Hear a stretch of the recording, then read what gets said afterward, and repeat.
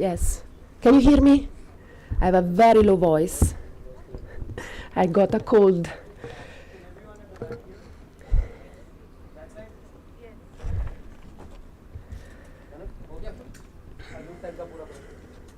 उधर ही बैठो आप लोग अच्छे से बैठ सकते हैं इधर से गैस नहीं होगी जब इस साइड से आने हैं तो थोड़ा सा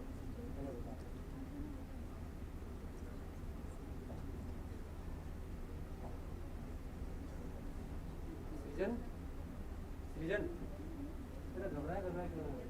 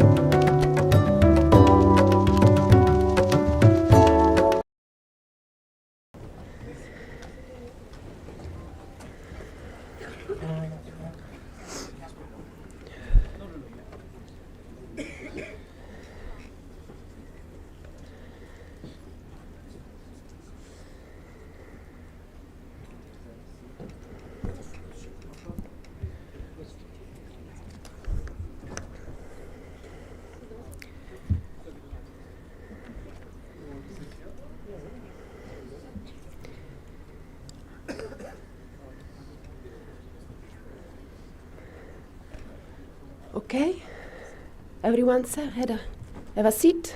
Please, can I ask you to turn off your mobile phones so not to disturb this commencement lecture? And I can start. So welcome everyone to this first meeting that we have as a Jindal School of International Affairs for the new students 2023.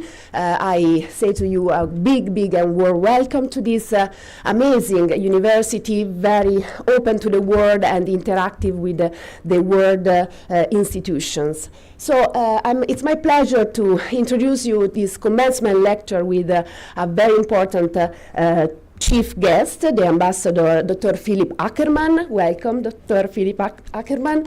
And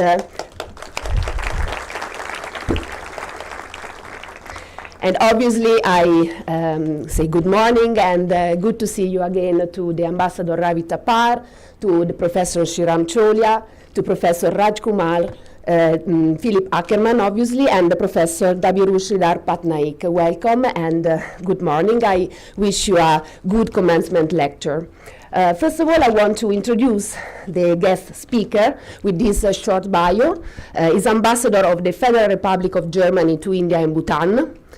Ambassador Ackermann studied art, history, and economics in Bonn, Heidelberg, and Utrecht, and received his doctorate in art history in 1993. That same year, he joined the German Foreign Service, and his overseas posting include Rabat, New York, as a representative of the German mission to the United Nations. From 2006 to 2007, he headed the German Provincial Reconstruction Team in Kunduz, Afghanistan. And between 2007 and 2010, he served as political counselor in New Delhi. He was deputy head of mission in Washington, D.C. from 2014 to 2016. In Berlin, he worked between 2002 and 2006 in the offices of the Federal Foreign Minister Joschka Fischer and Frank-Walter Steinmeier. From 2010 to 2014, he held the position of head of Task Force Afghanistan and Pakistan in the Federal Foreign Office, and as deputy special representative for Afghanistan and Pakistan. And before being assigned to this current job, he was Director General for Africa, Latin America, Near and Middle East at the Federal Foreign Office for 5 years. So we welcome Ambassador Ackermann, and now I leave the floor to Ambassador Ravi Thapar, who is Professor of Practice in International Affairs and Law and Executive Dean at the Jindal School of International Affairs. Welcome, Professor Ravi Thapar and Ambassador Ravi Thapar. Thank you so much.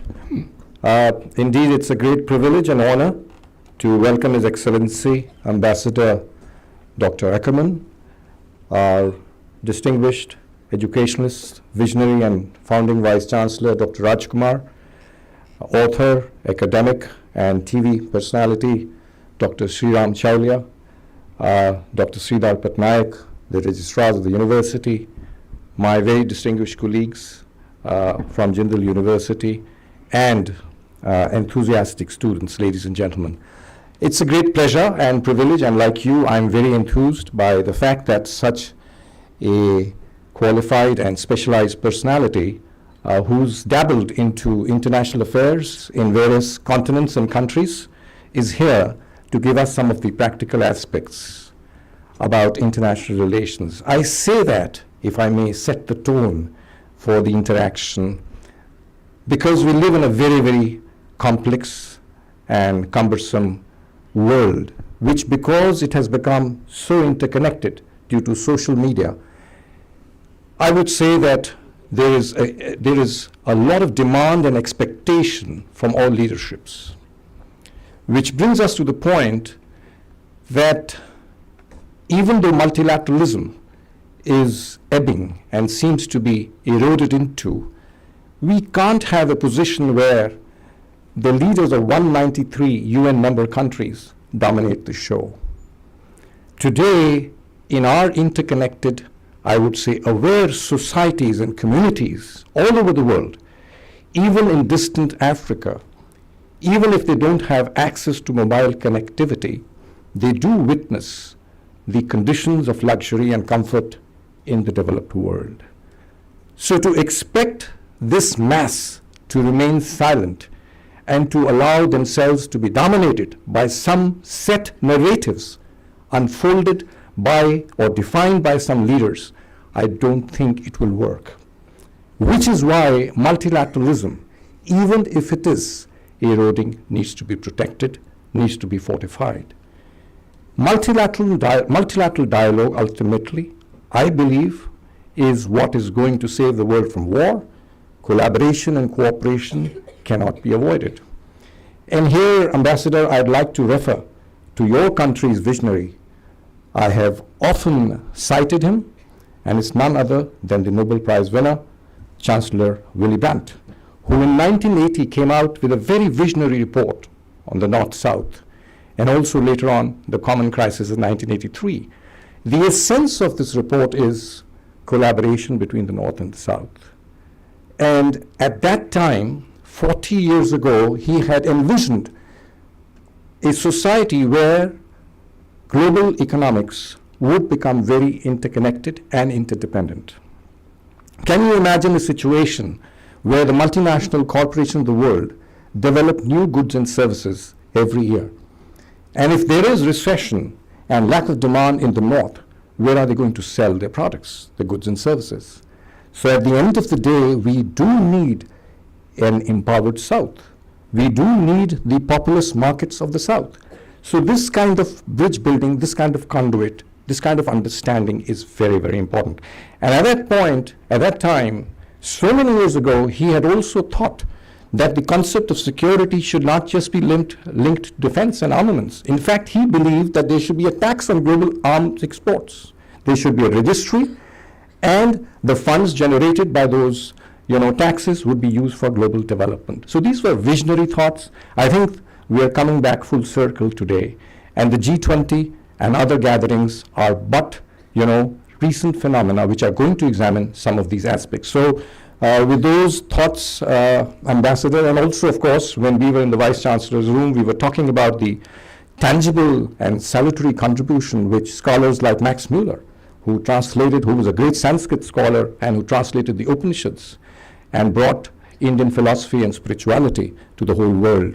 I think we have a lot to learn from each other, and as a very, very vibrant democracy, both sides, as a populist democracy, you're a world leader, you're a European leader, a great economy, a lot of industry, innovation, research. I think we need to encourage and intensify the dialogue and interaction. And we'd like to see, as Vice Chancellor was saying, more Indian students going to Germany and vice versa. With these thoughts, Ambassador, I welcome you, and let me say it's a great privilege to have you address all of us. Thank you so much.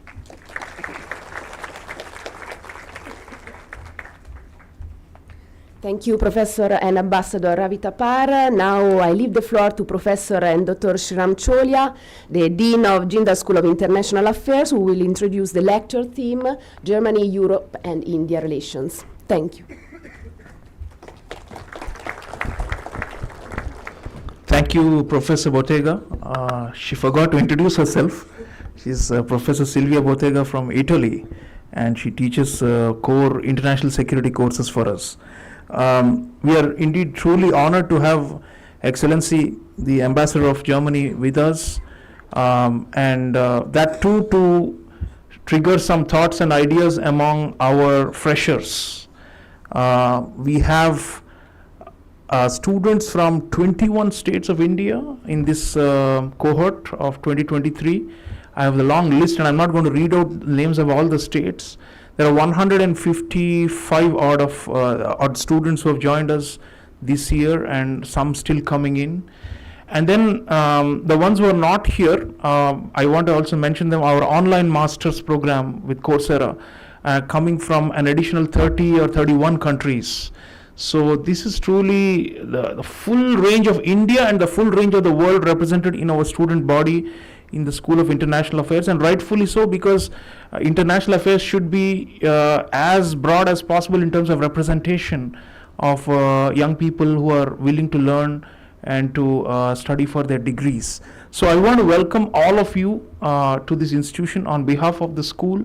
and we have the Vice Chancellor who will talk about the university as well.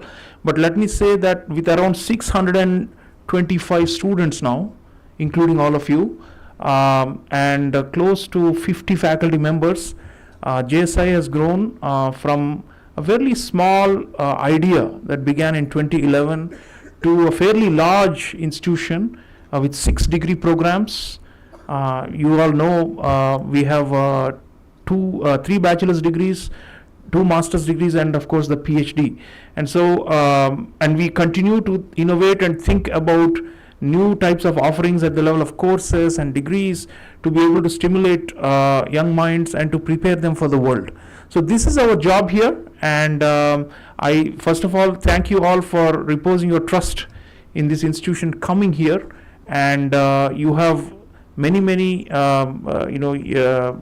batches that precede you, cohorts that came before you who have done exceedingly well, and I have no doubt at all that you will follow in their footsteps and do wonders and miracles for yourselves, but also be great ambassadors for our country and the institution. Now, Germany and India and the EU, we chose this topic for Excellency for obvious reasons, because Germany is the leading power in Europe. You all know this, and in a way, it's a kind of a different sort of power because it doesn't have the same kind of military might that France and Britain, for example, have had. But at the same time, because of its economic stature, because of its diplomatic prowess, because of its ability to convene such a large gathering of more than 2,000 countries, Germany has a de facto leadership role in the European Union. And individually as a country, Ambassador Thapa already mentioned extraordinary scientific and technological advances that Germany is known for. And in fact, if you follow Excellency's Twitter profile, sorry, it's called X now. We've all been, outdone by Elon Musk, and I hate the term X. But anyway, so if you see his profile, you will find just his activities. You can get a sense of the kind of things Germany is doing with India. I just browsed through it the other day and saw he has been to a vocational training center where German trainers and Indian skilled workers are helping to raise the knowledge and capacities of our industrial workforce. Then he was at electric vehicles event recently, and that's green energy, transportation revolution, adaptation to climate change. All these, again, Germany is the world leader, and India is doing a lot of cooperation with them on these in renewables and in alternative green technologies. Then we have seen earlier this year, Chancellor Olaf Scholz was here in February 2023. And it was a big occasion, and we were all talking about the Indo-Pacific outlook of Germany and of the European Union, and how strategically it's important, and how we would like Germany to also become a big player in our defense sector, apart from the booming civilian trade. And Germany is in the top 10 trade partners, and we expect many more German companies to come in. India is a big opportunity.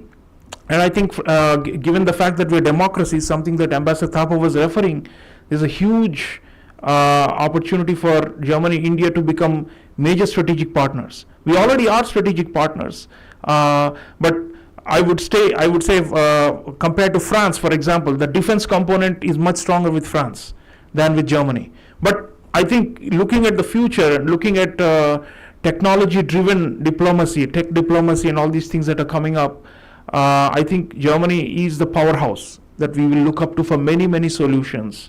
And I'm happy to also report that one of our colleagues, Professor Mohsin Khan, I don't know if he's here. Yeah, so he has been actually engaging with the German embassy and taking a lot of our students. And we had the great privilege, thank you Ambassador for this especially, that when Chancellor Scholz was here, a group of JSIA students went and interacted with him.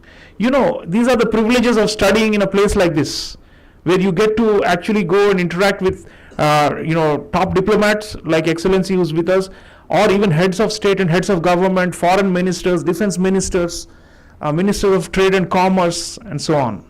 So I think it's a great advantage to study in a place like this, and you know it, but I'm still reiterating the point that the cooperation with the embassies is very critical to a School of International Affairs, and we all try to maximize this in order to create chances for students. This summer, so many of our students have interned in lots of embassies and high commissions and consulates across the country. We have many proud alumni who are actually working full time as local staff in embassies, consulates, and high commissions across the country. And of course, the embassies also become pipelines for us to build educational linkages with universities. So our IAGI office, for example, has been engaged in lots of MOUs with German institutions, and we hope to continue to make the two-way student mobility possible. So I'm just trying to give you a snapshot of the kind of concrete opportunities that come with collaboration from countries like Germany. And I want you to feel that this is not just a government to government or a business to business thing. You know, there's a strong people to people, especially young people. We were discussing how we can bring more German students to India, because Indian students going to Germany, Ambassador was saying that it's going to be close to 70,000. And that's a fair number for a European country. But then we would like to expand these things through institutional cooperation. So these visits are important not only to inspire you, but also we're trying, I'm simply saying that institutionally we're trying to set up a foundation that will generate more and more opportunities for all of you. So thank you all for being here and for kickstarting the new academic year. I wish you the very best, and of course we are eager to listen to the German ambassador about this very important topic. Best wishes.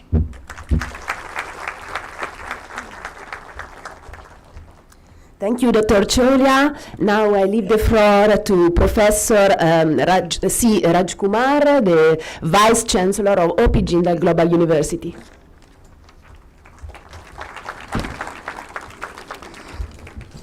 Thank you, Sylvia. A very good morning to all of you. I would like to, first of all, extend my heartiest congratulations to all the new students who have joined the Jindal School of International Affairs. The students have joined the BA Honours in Global Affairs, the BA Honours in Diplomacy and Foreign Policy, the MA in Diplomacy, Law and Business. To all those students who have been part of the doctoral program as well. It's a very defining moment for each one of you to be part of this institution, but also for us to welcome you to our campus, to the OP Jindal Global University, and indeed the Jindal School of International Affairs. I want to especially thank our chief guest today, His Excellency Dr. Philipp Ackermann, the Ambassador of Germany to India, for accepting our invitation and to deliver the commencement lecture. As you must have seen already, Dr. Ackermann is also an academic. I am particularly delighted to see that he did his doctorate in art history, and so it's also a celebration of humanities and social sciences for a person who has that background to be able to do what he is doing today. It reflects the kind of interdisciplinary education and how it can impact your future in ways that one can't even imagine, and that is also, it resonates with the vision of this university as well. While we are all keen and eager to hear the ambassador, and I'll try to keep it within my 10 to 12 minute slot, I want to quickly give you a brief introduction of the university itself. I want to begin by saying that all the students who have come from these 25 plus states of India and also different countries around the world, begin by thinking for a moment that where are you located? If somebody had asked you maybe a decade ago, maybe even 6 years ago, you will be coming into a university which is located in a place called Sonipat in Jagdishpur village in the state of Haryana. And that's where you will be spending good part of your few years of academia. And the same thing holds true for the faculty as well. You probably would not have believed it. You would have dismissed the very idea of the fact that you will end up going to a global university located in Jagdishpur village.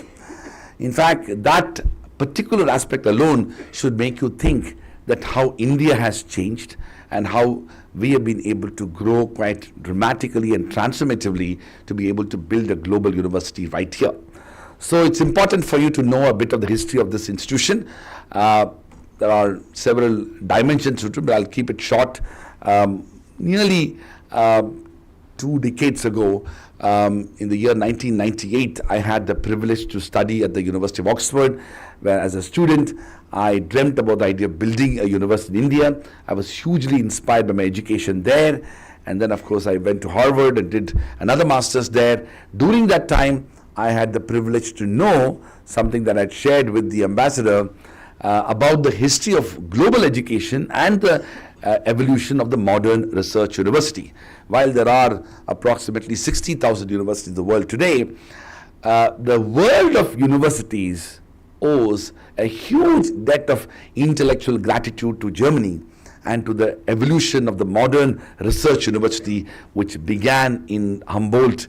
So the Humboldtian model of the modern research university is what that shaped and influenced the United States, Europe, and of course other parts of the world as well. So it all began in Germany when the idea simply went around the world. So in many ways, German higher education and German university system essentially influenced the idea of modern research university. And when I got to read a lot about it, I was hugely inspired by that as well.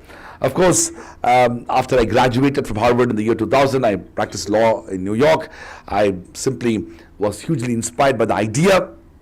To cut the story short, I spent the next several years as a lawyer in New York, as an academic in Japan, and then of course as an academic in Hong Kong. And during that time I wrote a paper entitled Establishing India's First Global University, got to meet with an Indian benefactor by name Naveen Jindal in the year 2006, spent a year persuading Mr. Jindal to do 3 things. 1, to make a substantial financial commitment. 2nd, to do it in a not-for-profit manner. And 3rd, to let me have the academic freedom, autonomy and independence to build a world-class university.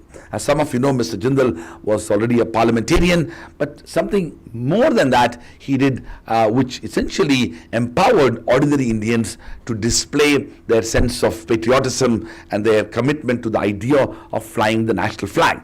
You must have seen the large national flag located on campus. That was possible because Mr. Jindal fought a very important case by name Naveen Jindal versus Union of India. After a decade-long struggle, he was in a position to fight for that right where ordinary Indians outside the governmental setup can fly and display the national flag. It took the Supreme Court of India to give that right to ordinary Indians because hitherto it was not available.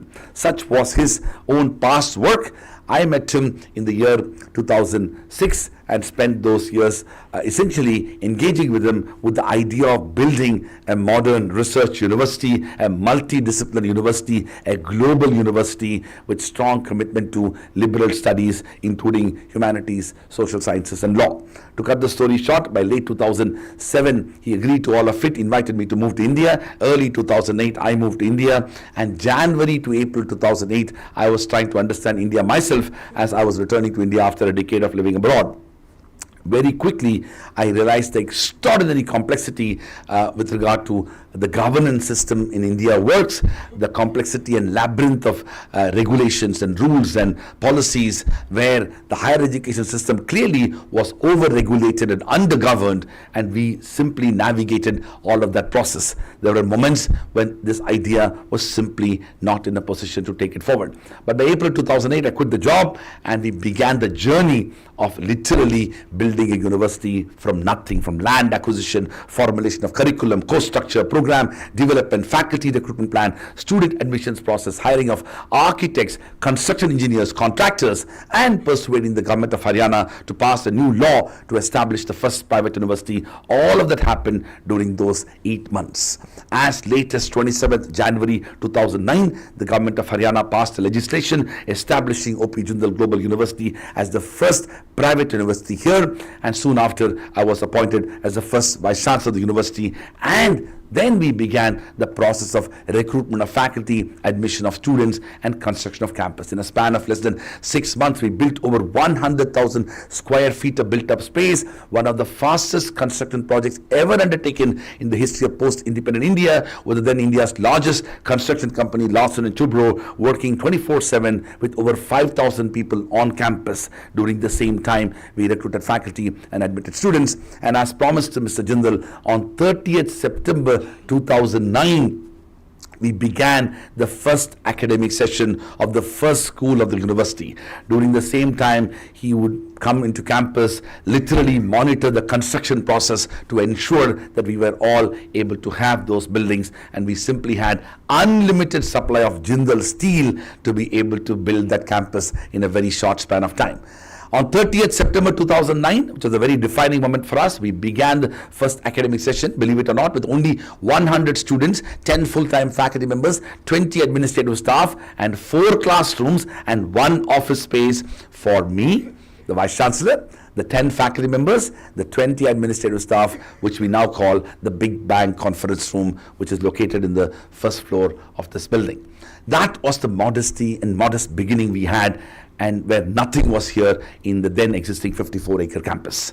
We never stopped. Since then, year on year, we built a new school, the Business School, the School of International Affairs, the School of Government and Public Policy, the School of Liberal Arts and Humanities, the School of Journalism and Communication, the School of Art and Architecture, the School of Banking and Finance, the School of Environment and Sustainability, the School of Psychology and Counseling, the School of Languages and Literature, and the School of Public Health and Human Development. We moved from 100 students in 2009 to today, nearly 11,000 students in 2023. We moved from literally 10 full-time faculty members to nearly 1,200 full-time faculty members. We moved from 20 administrative staff to nearly 2,000 administrative staff. We moved from a 50-acre campus to a 100-acre campus. We moved from 100,000 square feet of built-up space to nearly 4 million square feet of built-up space.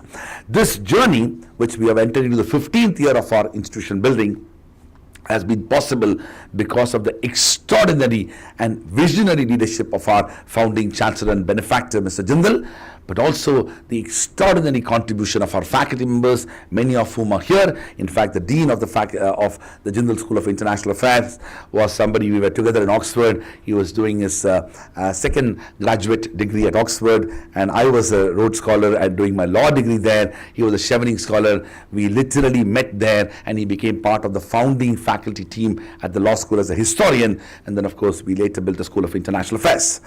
The 5 aspects of our university that shaped our vision from the very beginning was, first, we are a global university. To be a global university means to have a global curriculum, a global course structure, a global program, a global faculty, a global research agenda, all of which promoting global interaction. These 1,200 faculty members that I talked about earlier, they come from 50 countries in the world, and they are full-time faculty members. In fact, it's 51 now. My HR just informed me that we have got one more new country represented in the faculty. They of course come from all states and union territories of India. The students who are here, the 11,000 plus, they come from nearly 60 countries in the world, and so it's an international community. But the global part of it is not just representation of students and faculty. We have extensive international collaborations with over 400 universities spread across 75 countries in the world, with whom we do 10 different forms of collaborations. They are faculty exchange programs, student exchange programs, joint teaching, joint research, joint conferences, joint publications, dual degree programs, short-term study abroad programs, inward mobility immersion programs, and joint executive education programs. We may not do all 10 with a single university. We may do 1, 2, or 3. If we end up doing more than 3 with a single university, they become one of our strategic partners, and we have few of them around the world. The second aspect of our university is our strong commitment to interdisciplinarity, something that you will see as you experience. And as first-year students, I hope you will make the best use of that.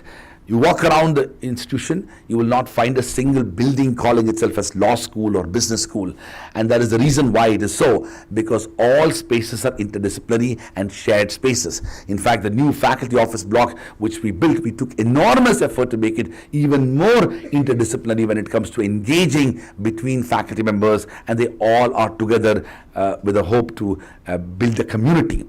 The interdisciplinarity is not only in terms of physical spaces, but also with the intellectual ideas surrounding it. Every day after 4 p.m. we offer 400 cross-listed electives that are available for students across all schools and programs, so that you can, as students of international affairs, take a course on art history, like what German ambassador did as a doctoral student. You can take courses in the law school, in the business school, in the public policy school, in the liberal arts school, in the journalism school, in the environment and sustainability school, in the psychology school. The idea of interdisciplinarity is deeply woven into our institutional culture. That's the second big point about JGU. The third aspect of our university is our strong commitment to research. We maintain a 1:9 faculty-student ratio. We have 55 research centers and 3 capacity-building institutes. Our faculty members are driving the research agenda. Their Scopus Index publications are phenomenal. Literally, in the last few years, we have over 500 Scopus Index publications by our faculty. For a non-STEM, non-medicine university, it's a new record of all sorts. And that also has driven the research agenda and the research grants that the faculty are receiving from across India and around the world. The fourth aspect of our university is our strong commitment to diversity, pluralism and inclusion. Over 50% of our students are studying with some form of scholarship or the other. Access to high quality education is absolutely critical. I've always maintained that I come from a middle class family in India. The opportunity to study both at Oxford and Harvard without spending even $1, not because I didn't want to, but I couldn't have. That vision was so deeply embedded in my mind. Most of our faculty members who went abroad have been Erasmus Mundus scholars and INLAC scholars. The dean of our public policy school, Professor Sudarshan himself, was a Rhodes Scholar. So there are lots of our faculty members who pretty much ended up coming from those backgrounds, got the benefit of receiving world-class education around the world with scholarships, and hence we brought that vision and imagination to Jindal. Our own Chancellor, Mr. Jindal, was very conscious that how to ensure that we can provide greater access to students who simply can't afford to have that education here, and that's why the scholarship program became a robust program. Of course, the diversity of students and faculty are so critical. Over 55% of our full-time faculty members are women. Nearly 50% of leadership positions in the university are held by women. Also, nearly 50% of our students are also women. And that's another form of diversity which we actively promote besides, the nationalities and states they come from. The last aspect of our university is our strong commitment to bridging the gap between theory and practice, promoting experiential learning and opportunities for internships and capstone projects and other things which will enable our students to prepare themselves better for the future. As Sriram mentioned in his remarks, we take a lot of effort to connect the world to the campus and to the students, and connecting the students to the world and to people and institutions outside. This journey of 15 years has ultimately brought us to where we are today. We have been now ranked as India's first ranked private university by the QS World University Rankings for the last 3 years. Also as a recognition by the Government of India, as some of you know, nearly 5 years ago, the Honorable Prime Minister of India made a major public policy announcement in which the vision that he had was to identify 10 public universities and 10 private universities out of 1,000 Indian universities and give them the status of an institution of eminence with the view to propel them to become world-class universities. China did that 25 years ago. Russia did it a decade ago. Japan did it a few years ago. India, of course, was last in that list, but better late than never. So the idea was to create that opportunity, and after a very elaborate and transparent process, 8 public universities and 4 private universities were selected, and we were one of those 12, and we were the only non-STEM, non-medicine university which has been given the status of an institution of eminence. I want to end by saying that as we move into the 15th year of our institution building efforts, I want to share with you that we have greater plans and we are looking at the future.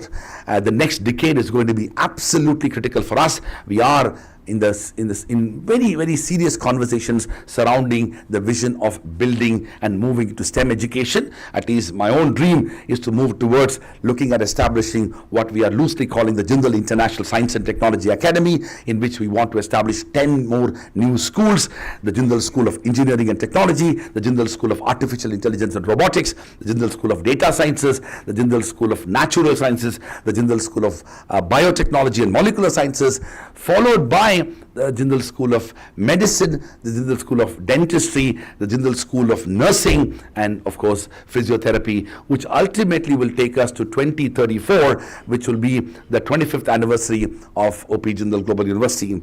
Recently I had dinner with our Chancellor and I told him that 2034 will be important because we'll be celebrating our 25th anniversary, and I was of course seeking a lot of money from him for the next stage of development of the university, but I also said that I would like to retire by then because that will be 25 years and that's a lot of work as Vice Chancellor. But on a more serious note, our vision of building these schools and to take that vision forward is aligned with the vision of the Government of India, the National Education Policy, and also recognizing that with 1.45 billion people, with the life expectancy of India increasing from the dawn of independence at 32 to now at 72, with 950 million people who are less than 35 years of age, the biggest challenge that India will be facing is our aspiration to educate young people and to empower them to pursue meaningful careers, both of which are so central and critical to where universities are located, and that is why it's important for us to invest in these most important ideas,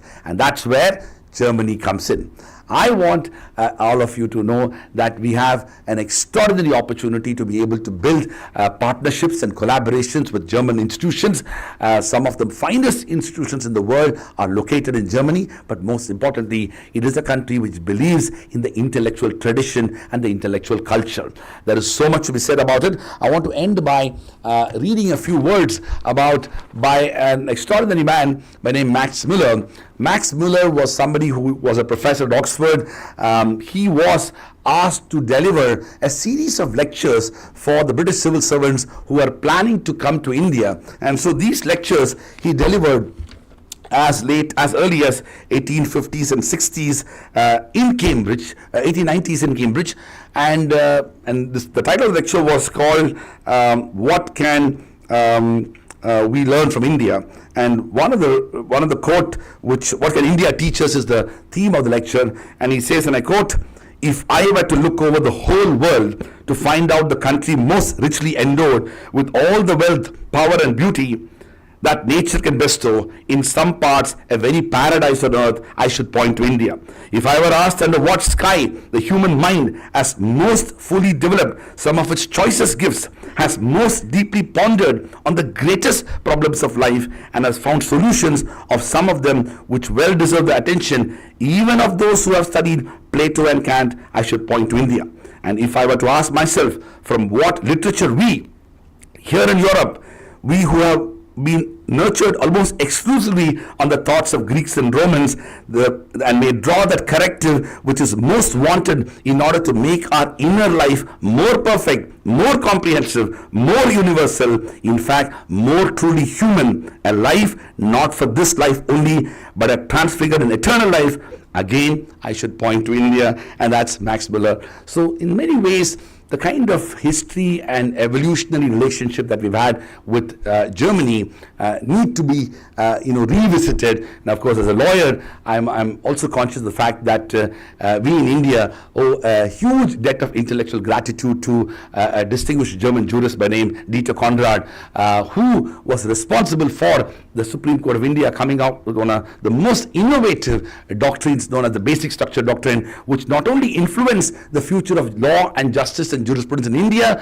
but also it impacted very many countries across the common law world. And so this is what Germany is and has been for us, and I can only hope that with the presence of our distinguished academic who is a German ambassador in India, we can only do many more things together. Congratulations to all the students and welcome to our distinguished ambassador. Thank you.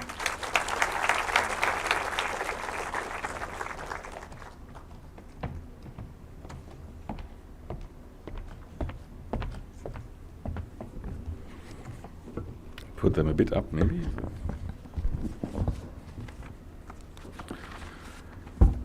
Good afternoon, everybody, and no, good morning, I should say. And let me say that I'm extremely flattered and very honored to be here today, not only for the commencement speech, which I find a very great honor bestowed on me, but also because I was so nicely introduced. We Germans are rather blunt and direct, and when you hear all these wonderful words about you, you feel like getting a little dizzy. Frankly, I must say that, Professor Cholia, that you went through my Twitter handle and found something. I don't know who follows me on Twitter, but mostly it's about mangoes, actually. It's not about anything else. So basically, I'm very pleased that you did your research so properly and found other stuff.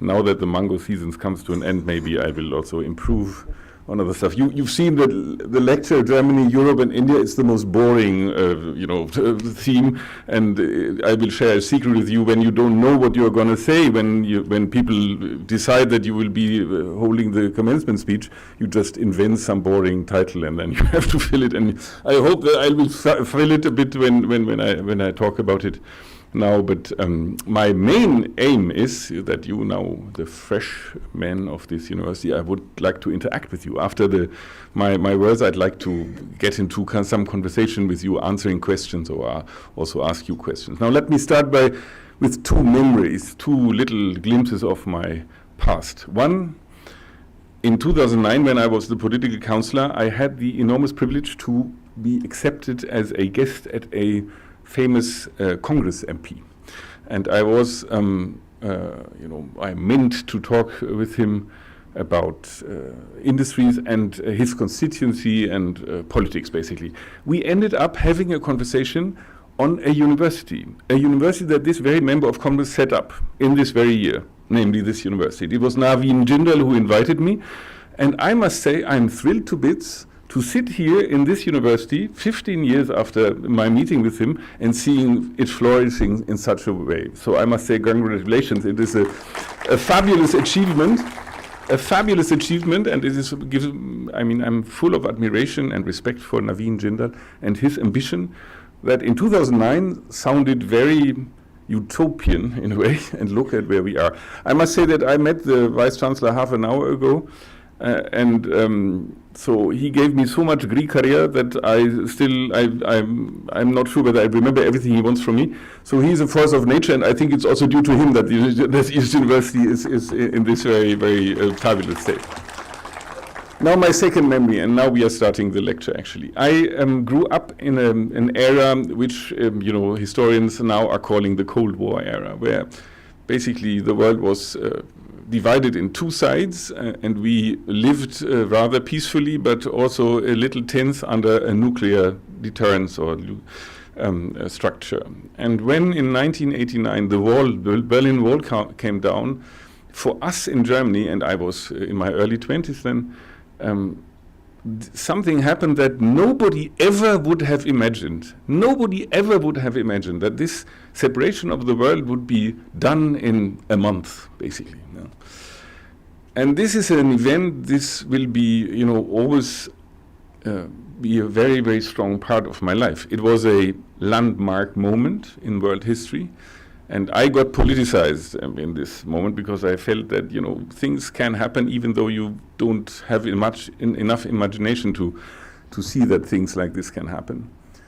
And we basically, after this in Europe, there was a sort of a moment where everybody felt that this is basically the end of history. Now, you remember that was the title of a very important book then, that people felt that now we had overcome all divisions in the world, and the world is going to be a rational, sensible place in the future.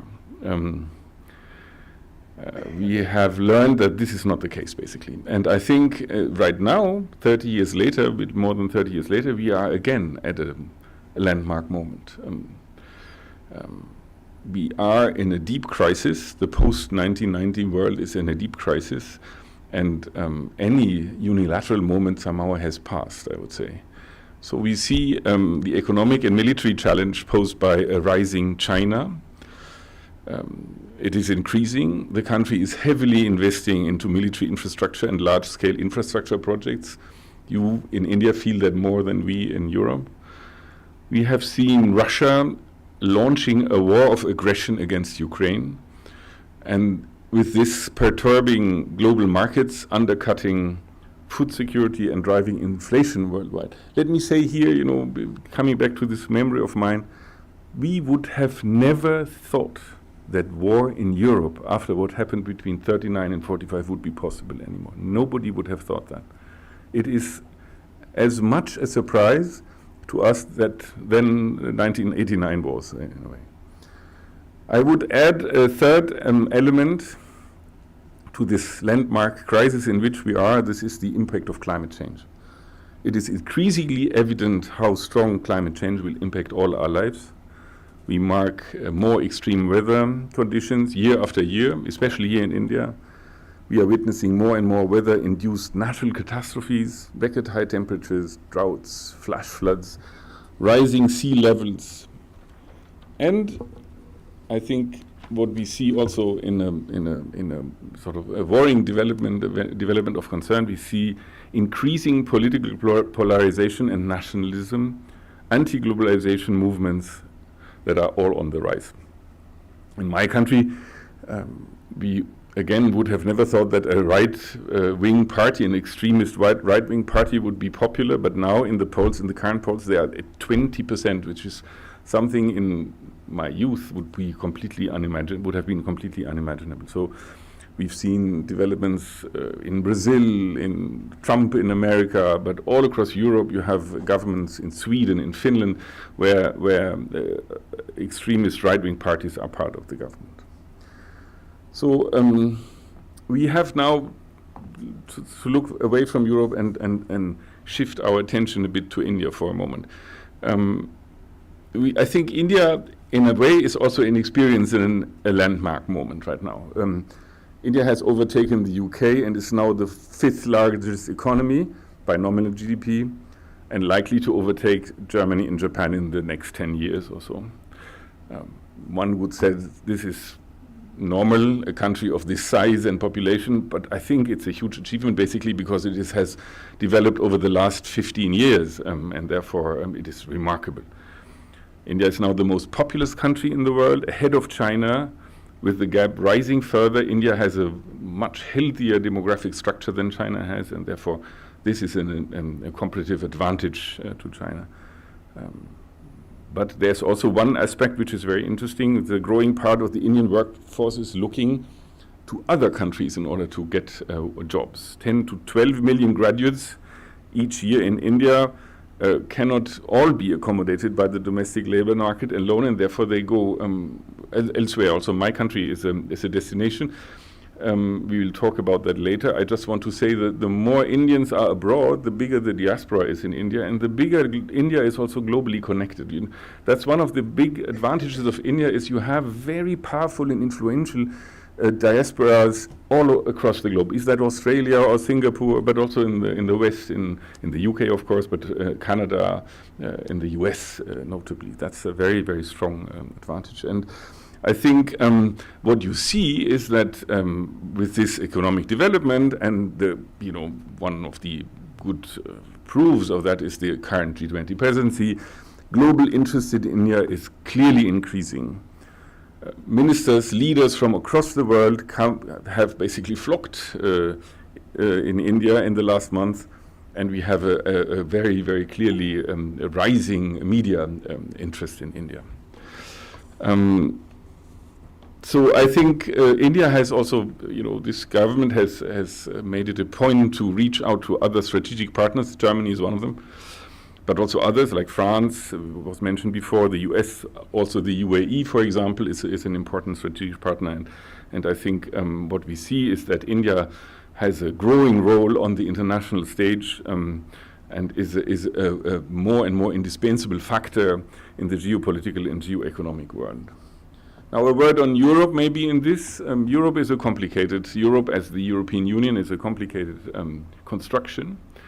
It is a construction that many people outside the European Union and some inside don't understand correctly. But it has proven to be a very, very workable umbrella of 27 nations that have found a common market, which led to enormous increase of prosperity amongst the non-so-developed, but also the developed nations. And it is the common policy shaping that the European Union, as difficult as that may be, makes it an international actor of a certain weight. And I see India in this, under this government, which is very foreign policy oriented, I would say, having a new attention and developing a new attention towards the European Union as a partner. We see an FTA negotiations going on between the EU and India, but also politically seeing the EU as an actor more than it used to be. So Europe has had difficulties, but it has also, through the war in Ukraine, a unifying moment. It lived a unifying moment. I think there is, with maybe one exception, an agreement that this is unacceptable and that Europe has to stand together in this crisis. Another unifying moment was Brexit. I think everybody saw that this is a catastrophe for any country. Leaving the European Union ends in a very, very bad situation. And therefore, I think Europe as such found more strength. We are talking about enlargement. We are talking about other countries getting into the EU. And I would not be surprised that in 10 or 20 years the UK will rejoin the European Union, because I think they see that their idea of setting up a different shop didn't work out so well. So in this moment, I think, in this very, very tense moment in the world, I think it's the moment for India and Europe, the moment for India and Germany. Both of us have convergence of interest. I think we both play high value on democracy and freedom. We are advocates, both of us, of the rules-based international order and of international law. And I want to come back quickly to the impact of Russia's war in Ukraine on Europe, but also on the world. It has brought the tense geopolitical situation into regular households across the world. Impact of the war goes beyond the Ukraine proper. Attack on the global order, a huge challenge to global food supply. There's a risk of causing escalating humanitarian crisis.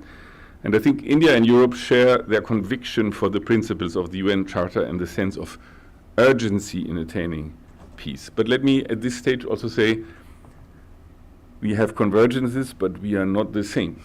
And this is very important. I'm convinced by the fact that democracies should be shaped by nations.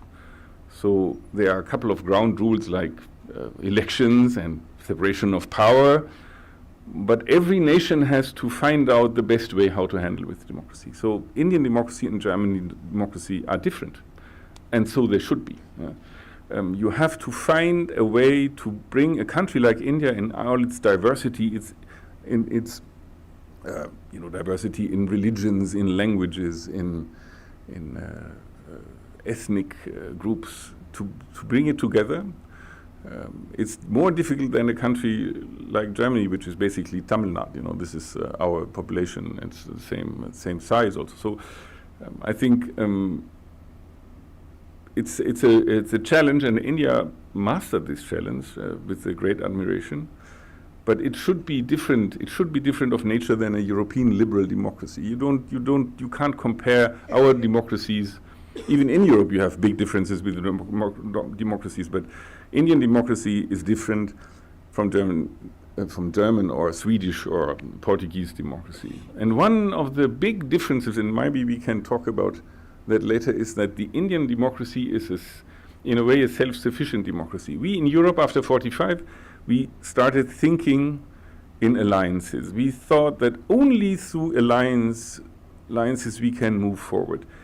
Alliances of all sorts. We talked about the European Union, which is maybe the deepest alliance ever developed on earth between nations. But there's also NATO, there is alliance like the OSCE. There are different formats where Germany and its neighbors, feeling that they are small in comparison to the rest of the world, they feel that the getting together is more useful and powerful than staying on. With India being such a big country, the most populous country in the world, this alliance thinking is not so strong. I would say India is very clear in building up partnerships, but it has always a transactional element to these partnerships, saying where can we have mutual benefits of this partnership. So I will tell you that India has good relations with Israel and very good relations with Iran. That's a contradiction for European standards, you know. But it's happening, and it's possible also. In Germany, for example, a long-standing old relation with Iran, but it is always impacted by our relation with Israel. So our Iran relationship is not possible without thinking Israel. And that's a fundamental difference between the two, social systems or political systems between our countries. And I think it's a very important point to make, because when media in Germany or observers in Germany, they see violence in India, they see now Manipur is coming, they see what happened in Gurgaon lately, and there is a growing fear, what is happening in India, what is this democracy doing, and there is a sort of nervousness, because we have less, populations in Europe are more homogeneous than they are in India, and I keep telling my people back home that this is a deeply rooted democracy. It's a system that has proven over the last 75 years to work very well, and that situations are going out of hand here is more understandable than it would be in Europe to a certain extent, and therefore I think one should really develop a lot of trust in the Indian democracy and the Indianness of its democracy. So I would also say that another overlap between India and Europe is that both of them, India and Europe and Germany, recognize the need for technology advances and can work on it together if we increase labor mobility. I'll talk about that in a bit. India is amongst world leaders in economic sectors with the promising futures such as STEM, home to a high number of very skilled IT specialists. We would like to have some of them, and engineers and healthcare workers. We face shortages in these areas, and therefore you will see an increased activity of many countries, including mine, to attract Indian skilled labor on many, many levels to Germany. So I will say that on my desk I have 4 big files right now. One is geopolitics, we talked about that. One is Russia, one is geopolitics, how do we work together with India on the Russia problem, on the China problem? How do we compare notes? How do we develop initiatives together? That's sort of the most obvious one. Second is business. Now, German trade volume with India is $32 billion. It's by far the biggest of any European country. The French have 12 billion. So it's really remarkable. We have 2,200 German companies, not only the big ones who you all know, like Mercedes and BMW, but also small and medium-sized companies here. But you should see that the China trade volume is 250 billion. So there is a huge difference between what we do with China and what we do with India, and that I hope will change. So that is one of my tasks, is to increase German business coming to India, but also Indian business coming to Germany. That's also very important, having investment from the very powerful, good Indian companies in Germany. So third is climate change and environmental protection, everything that comes along with it. I think Germany and India have decided on this partnership of green and sustainable development. We have a huge amount of money that is spent in India in order to improve the carbon balance, improve smart city initiatives. I don't know, some of you might be from Kerala, you have heard from the Cochin Water Metro, an electric boat metro that goes from island to island, that is financed by Germany. We finance to a large extent the metro in Bangalore and Ahmedabad also, and we have a lot of environmental projects, but the biggest chunk of money is going to energy providers who want to change their energy mix from less fossil to more renewables, and that is financed by German banks. And that's a very, very smart and extremely good development, and we see that working quite well in Rajasthan, but also in Karnataka, where people, Karnataka has now 65% of its electricity coming from renewables. That's a worldwide top standard. Yeah, it's really good. So that's what we want to promote together with our Indian partners. We want to promote this, energy mix, getting more renewable and less fuel. And the fourth file on my desk is migration. I alluded to it before. Germany thinks that we need 400,000 migrants a year in the coming 15 years in order to sustain our level of prosperity, because we have such a bad demographic development, and in former times EU countries went to Germany, Polish and Romanian and Italian workforce, but now these countries also have a very bad demographic development, and they also have a growing prosperity. So people don't need to go elsewhere so urgently, and therefore I think we will look to many countries, including this one, India, for more skilled labor in Germany.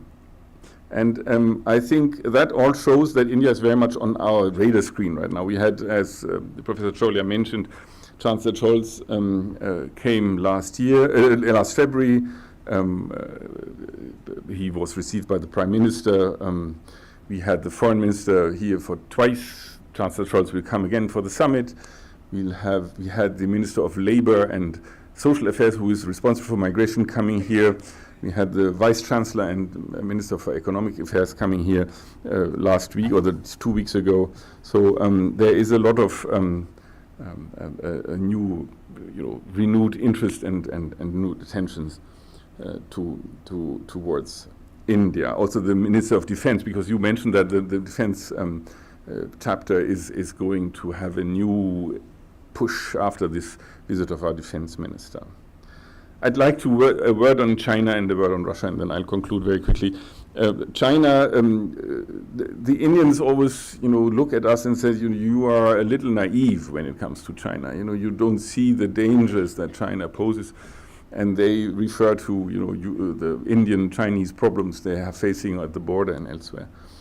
We have now adopted a China strategy a couple of years ago, where we spell out that China is our relation to China is threefold, so to speak. China is an economic partner, but also a competitor and a systemic rival. So there is basically, we feel that there is a business opportunity in China, but there is also something we have to be very concerned about. That's the Chinese, expansion in the region, the Chinese aggression, in the Indo-Pacific, but also in with its neighbors, and therefore we. Having learned the hard way after the Russia crisis, where Germany was dependent, 55% of German energy came from Russia, and we had to get that down to zero in 3 months, basically. And we had to change the energy mix, but this was only energy dependency. When we look at our economy, which is arguably the most globalized economy in the world, is so dependent on China that once Xi Jinping decides to turn the switch, we have a big problem. So basically, never put your eggs in one basket is the lecture we learn, and that's the government is now, it's called de-risking, trying to diversify German investment elsewhere, and that's where India also comes on the radar. We want to work with China under fair conditions. We want more sustainable and reciprocal economic and trade relations. But we draw a red line where our values and interests are concerned. At the same time, China will remain a key partner because it's so big for tackling global challenges, like climate crisis and sustainable development, global health, and we need to work with China on these points. So basically, that's what I'm telling is we have to walk a fine line between a competitor, a rival even, but also a indispensable partner to tackle the world's problems. And now a word to Russia, which is, for us very emotional, because Russia, we, the Germans, have an enormous sense of responsibility and guilt when it comes to Russia, because Russia was basically the country that suffered by far the most during and after the Second World War. And we felt that against many advices of our European partners that working with Russia and including Russia in a European security structure was basically indispensable. We felt that there would not be a European security structure without Russia. And we did really walk the extra mile to get Russia into a sort of a format that, even though it is a dictatorship, and even though the systems are completely different, and even though economically it's really weak, it's a weak country, we felt that including Russia is more important than excluding it. And there again, we failed. Yeah, we failed very clearly. We've seen that Russia, in spite of all the efforts, chose the way of aggression and started a war which it cannot win in the end. It's not a war that can be won by Russia. And I think it is a very big mistake that Russia has undertaken. And we have now, I would even say that at some stage, of course, we have to re-engage with Russia in a dialogue. At some stage, we have to try to get Russia at the table, but under current circumstances, these chances are very slim. So I'm afraid that this war will go on for a while, and we talked about the differences between India and Europe, and we in Europe would have hoped that India, although we think that there is a lot of overlap in our analysis when it comes to the situation we face in Eastern Europe, that India would have been a bit more vocal at times and say that they feel also that this is not a justified war and is bringing, it's catastrophic basically for everyone. Now, we have listened very carefully. The Prime Minister said this is not an era of war. This is really something that we can work with. And I feel that the Indian, the soft noise we hear from India is basically reflecting this analysis, and therefore we hear that very carefully and with great sympathy. So let me close by saying one cannot, in this very broad range relations we have with India, Germany, Europe, and India, you cannot overemphasize the importance of people-to-people contact in bilateral relations. We need, I said that before, skilled labor, and I hope it will come from India. We have mentioned that Germany is the third most popular study destinations for Indian students, and we are hoping to further increase in rank. Indian students are still the second, but very soon the first biggest group of foreign students in Germany. We see that 70% of the students would like to stay in Germany after finishing their studies. This is an opportunity for us. You should know that German education, higher education, is mostly for free. So Indian students going to Germany, they have to pay for their living costs, but they don't have to pay for a university. That's a huge advantage when it comes to, for example, Australia or the US or the UK. So we have a constantly growing Indian diaspora in Germany, and Germany is a more popular destination also for many Indian citizens, although those who don't go to universities. So I would say what is lacking is the other way around. I would like to see a couple of German students in this room. I'm very sad to see that there is not enough interest from the German side to come to top universities in India. It would be great to have more interest on this level when it comes to India. So I would encourage you, once you finish here and you want to go abroad, look at Germany, look at what German universities are offering for master classes. You might, and they are taught in English, so there is not a language barrier. Although I understand that you even teach German here at this university, which I really like. So please feel free to contact us or the German Academic Exchange Service here for further inquiries. So I think the importance of German-Indian relations against the backdrop of current global geopolitical and geoeconomic cannot be overestimated.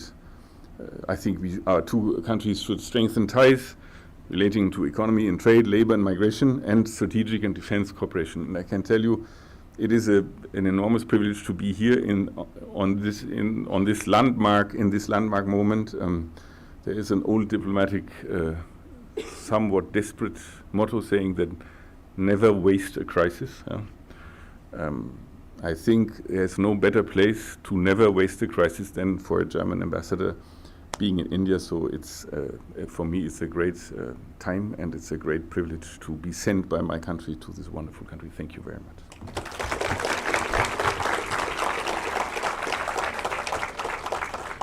Should I sit? Yeah.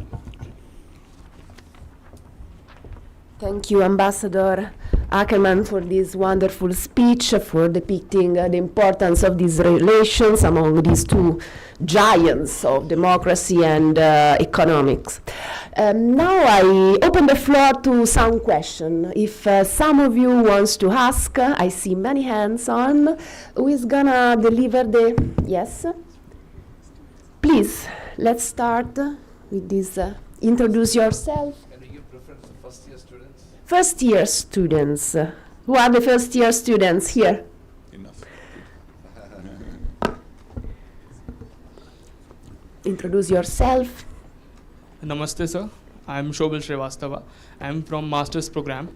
So, sir, I have written my question. What lessons can we learn from the strong and enduring diplomatic relations between Germany and India?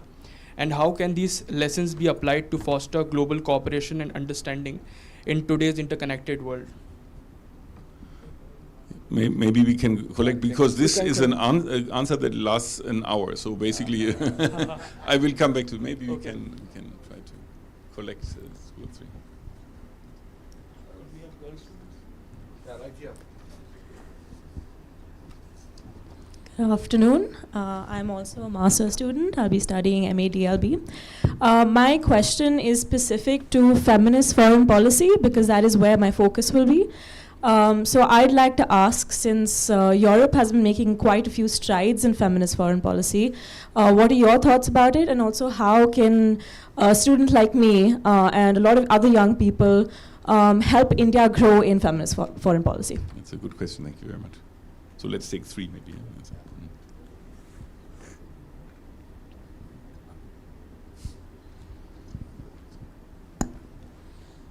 Hi, good afternoon. I'm Raghav Sharma. I'm also in the master's program. So, as a diplomat, when you reach a country for a posting, so what are some things that you see that adds to your understanding and adds to your experience of the country besides the fact on the paper that you receive in office? And how has the inference from these things developed over your own career and as your own responsibilities have increased? Thank you very much. I'll try to answer quickly, because we should take another couple of other rounds. So what lessons of Indo-German relations in the last couple of years? It's very difficult to answer precisely, but I will tell you one thing. We have developed over the last 70 years a in-depth relation like very few other countries Germany has relations with outside Europe. So it's not only government to government, it's business to business, it's academia to academia, it's civil society to civil society, it's intellectually, it's economically, it's politically so deep that, you know, the more you root in a country, the more difficult it is to unroot it. So I would say that in order to build up a solid, long-lasting relation, you have to go beyond the government to government. You have to see every branch of the civil life between your country and the other country. And we had that with Russia also, and I can't tell you how painful it is to close down everything that is beyond government to government, like academic cooperation. The Russians stopped that, you know, language and this kind. So basically what we see is with India, wherever you go, there is a German angle in a way. And that makes me very proud, and I think that makes the relation very solid. Now, feminist foreign policy, I think, is a very good point, because my minister, first female foreign minister we had in our history, is completely convinced by this idea. And basically, it sounds like a huge concept, but it's pretty simple, and it's very clear. It means give women, in brackets, and minorities the same chances than you give to men. And that sounds easy, but it's much more difficult than you think. And I will tell you my experience as a man, I must say so.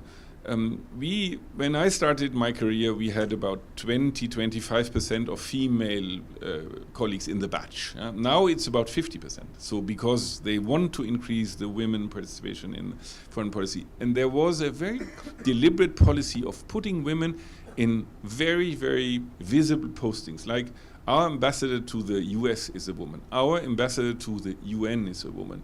Our ambassador to Canada is a woman. Our ambassador to China is a woman. And when you have these sort of role models, these people, there is a new, I feel that there is a new motivation by women to achieve, the top career level then. And that was not so much the case when I started my career. It's 30 years ago. I have to share that secret with you, so it's about last century. But it's very interesting to see that when you do a very conscious policy in promoting women, you have success. It's not coming, like automatically. It's not going like this. You have to do that. So your question on what is making you more cognizant, or what increases your knowledge of a country beyond the papers you get as preparation. I would always say culture. I think the cultural aspect is, and in this country in particular, nobody understands India. I would even argue that many Indians, or maybe all Indians, don't understand India. But understanding India is this is a country that has so much of culture, such a long tradition of culture and civilization. The more you know about religion, about art, about music, about literature, the better you understand the country. So art and culture, you have to see that's where I come from as an art historian, is, I think, the best key to unlock your knowledge of a country. And in this country, that is particularly valid. Good afternoon, everyone. Good afternoon, Ambassador and the faculty as well. I am Harnoor Kaurupal, and I'm also studying BAGA, Bachelor's in Global Affairs. My question is that both Germany and India, they have had rich cultural histories. Can you share some lesser-known cultural exchanges or events that have taken place between the two countries in the most recent years? Thank you.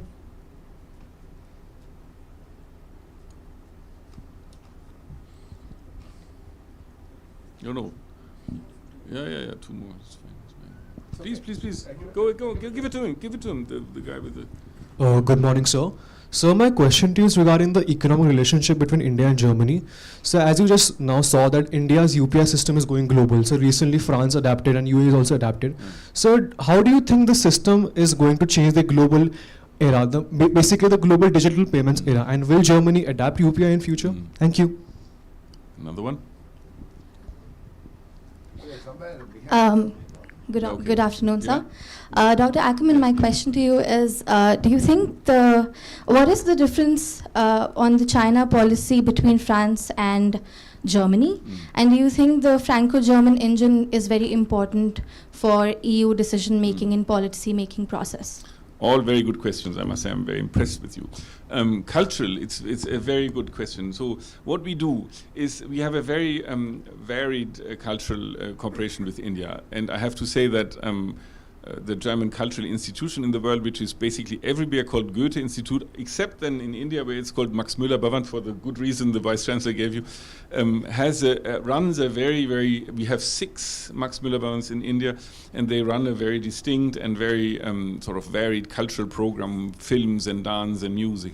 But beyond that, and it's an independent institution, it's part of the federal foreign policy, but it's also, they do their own program. We are not, interfering. But beyond that, we are trying to, surgically make little highlights every now and then. So we do cultural projects. We help to renovate signature buildings, for example, in India. So we do that together with the Aga Khan Trust, for example, in Delhi, which is very, very good. We also in the countryside, in the Himalayas, or so in Himachal, we did some houses where we feel that, they are not under the archaeological survey, but they are still very important. So we work with Intak, the very, very nice Indian archaeological sort of civil society. So we do try to make points every now and then to show that, you know, we care about the cultural heritage of India also. And then also we have stuff like we bring electronic music from Germany to India, where, you know, we dance in front of the Red Fort once in a while, you know. So we try to, the German considered itself as a Kulturnation, a cultural nation, and we want to share that idea with India. And, you know, India also, in a way, considers itself as a very cultured nation, and rightly so. So there is a lot of common projects. The next thing we do in August is we go to Leh. There is a huge film and music festival, and we'll bring some artists, and we will bring somebody a light artist who will light the mountains. You know, it will be very spectacular, I think. So unfortunately, I'm on holidays, but others will benefit from that.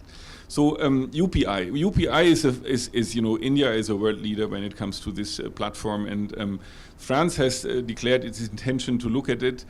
I think Germany will eventually, you know, have a very close look at how UPI works. I go when I have high-ranking visitors, so I will tell you one thing. When my foreign minister came, we took her to Old Delhi, which I think the Indian system thought a bit peculiar, but then they accepted it. So we went on a rickshaw through Old Delhi, and we went to one feminist foreign policy, one shop which we found, which was owned and run by a woman. And we said, you know, this is a woman's shop, and she told a bit how she managed the shop, and then the minister bought a shawl, a very nice dupatta. And then I paid with the phone, you know, and I showed my minister that here in Old Delhi, in this shop, where this woman who doesn't speak English but is a wonderful shopkeeper, you can pay with your phone. And this is for German, you know, it's like a little miracle. So I think we will eventually come to that. One thing is, but that is the difference between India and Germany, is we have very, very, very strict laws on privacy. And therefore, sharing personal data is complicated. And that is not so much the case here. You can, you know, you are very transparent. There is no you know, hesitation to share your data. In Germany, that's a post-war thing, you know. When we lived in a dictatorship, not me, but my grandparents lived in a dictatorship where everything was, you know, surveilled, and it comes from these times that people feel like it is not such a good idea to share every data. Now, France and Germany, I think, hugely important. No two other countries in the world have this depth when it comes to the coordination of policy. I don't think there is a huge difference between France and Germany on China. We have seen the French president expressing himself on China in a way that everybody was a little surprised, but I think he felt to make a point towards the US rather than towards Germany. I think in the analysis of what happens in China and how that must concern us, we are very much alike. Should we have another round, maybe? Yeah, one round. I have a question. Good afternoon, His Excellency. My name is Rakshit. I'm a second-year master's student. So you mentioned about EU's policies regarding China being a competitor, partner, and also a rival, right? You also mentioned about Germany diversifying its investments. But how do you feel the heavy investments made by BASF and Volkswagen in China? And would rather these kind of investments would have been made in India? If not, why not? Thank you. So girl in front here. Yeah. Try it again. Good afternoon, sir. I'm Joel Mogra. I'm a second-year global affairs student. My question to you is, what is the kind of Russia that Germany wants to see at the end of the war? Good afternoon, sir. Good afternoon, sir. Thank you for the address, first of all. I'm Vedant. I'm a first-year diplomacy foreign policy student. In your address, sir, you spoke about the rise of nationalism in Europe and how that is somewhat concerning. However, India and Europe both see nationalism in two different lights. While Europe may see it as something that's concerning, India may see it something that is different. And we underwent the rise of nationalism in India a decade ago. How does that factor in specifically into India-German relations and more broadly into India-EU relations? I must say, excellent questions, all of them. Excellent questions, all of them. You'll have to make you a professor and come back and teach a course.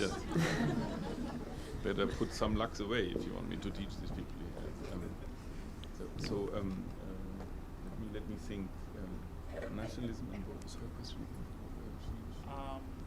Yours was about what kind of Russia German Yeah, and Europe yeah. want to see. So first of all, the question on the investment in China, I'm very impressed that you know so well. You know, it's a big debate in Germany whether these investments should be made right now and whether they will be successful. Now, I will tell you that every big company thinks in investment cycles. These investment cycles are between 3 and 4 years.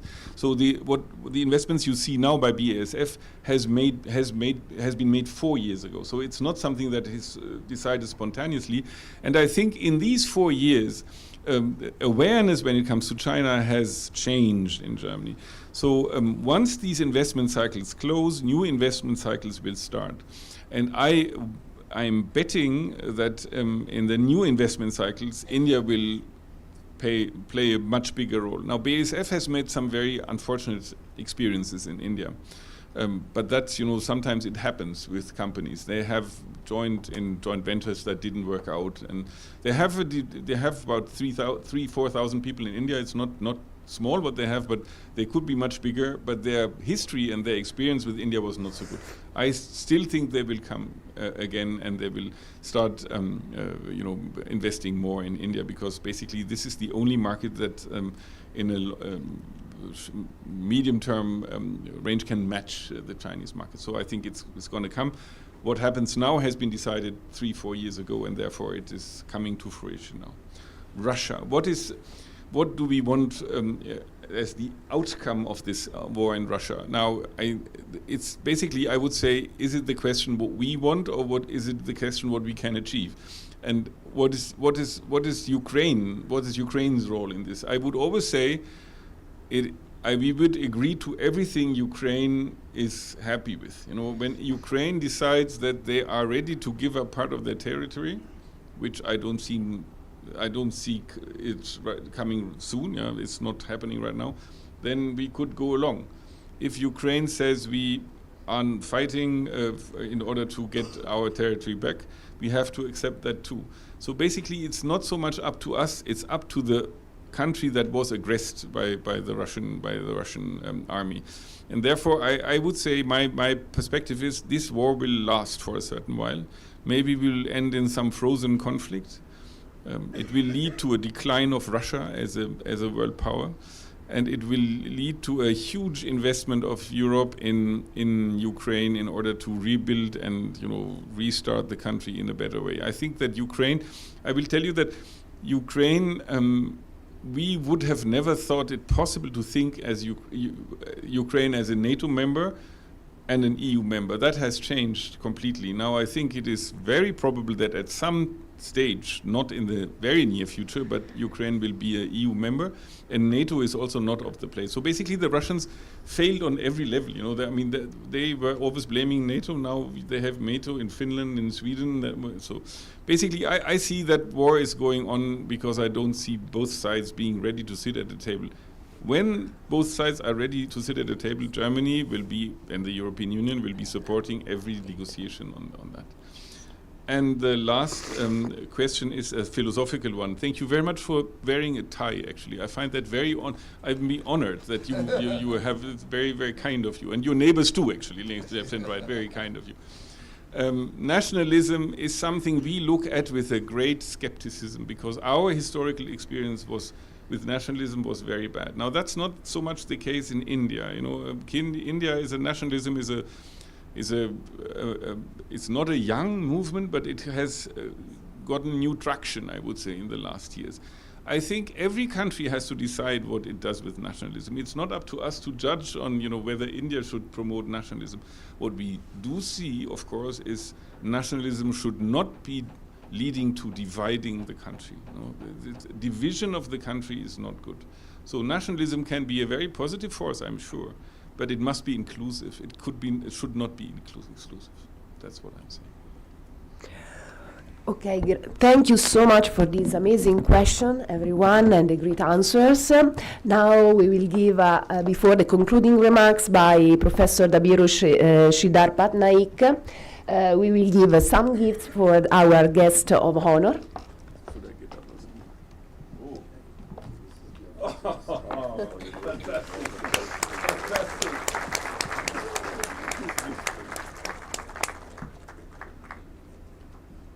Thank you. This is great. Thank you very much. Customized. Thank you.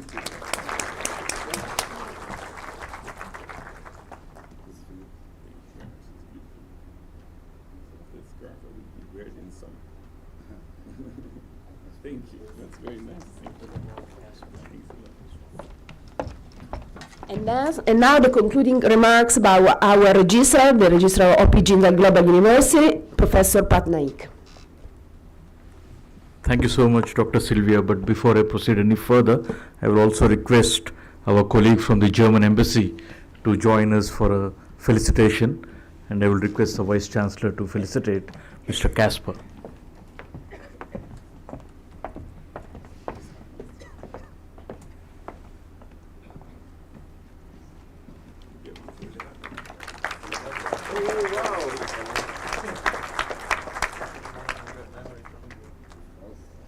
So when you are science counselor, you get nice scarves. It's not a bad job. Very nice.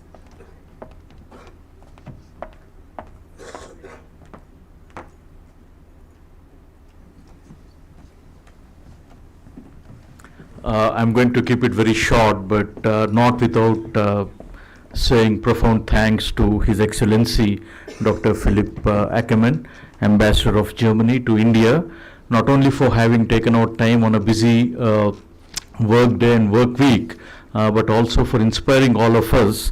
And I must support and reiterate the views expressed by the Vice Chancellor.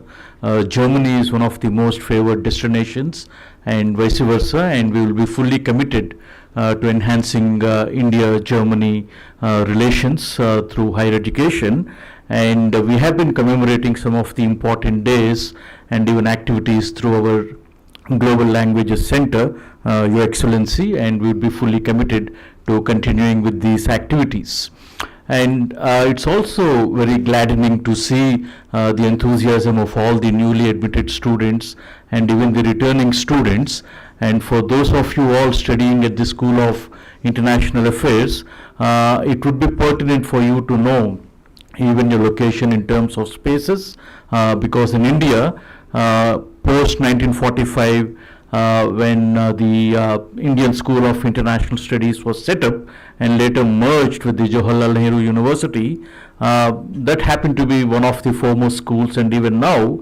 But here your location is altogether a little more different because you have significant advantages to draw from other disciplines like law and public policy and art and architecture and journalism, so on and so forth. So it's going to be like well-rounded education that you're going to get here at the Jindal Global University. And I appeal to each one of you to stay fully committed and plan your education and career activities and take the advantage to the fullest during your higher education here at the university. On this particular note, I even thank the leadership of the school and all the faculty members for having convened this lecture, and my best wishes to all the students and faculty members for a wonderful academic session ahead. Thank you all very much.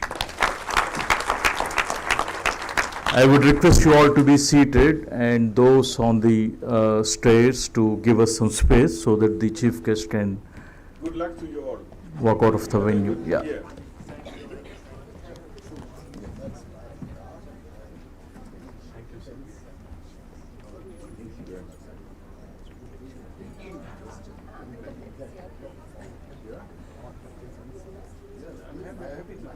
Thank you very much.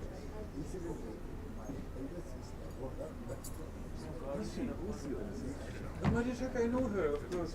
When I was here, she was in Germany, and then she I know her very well. How is she? Is she in Delhi? Please do greet her.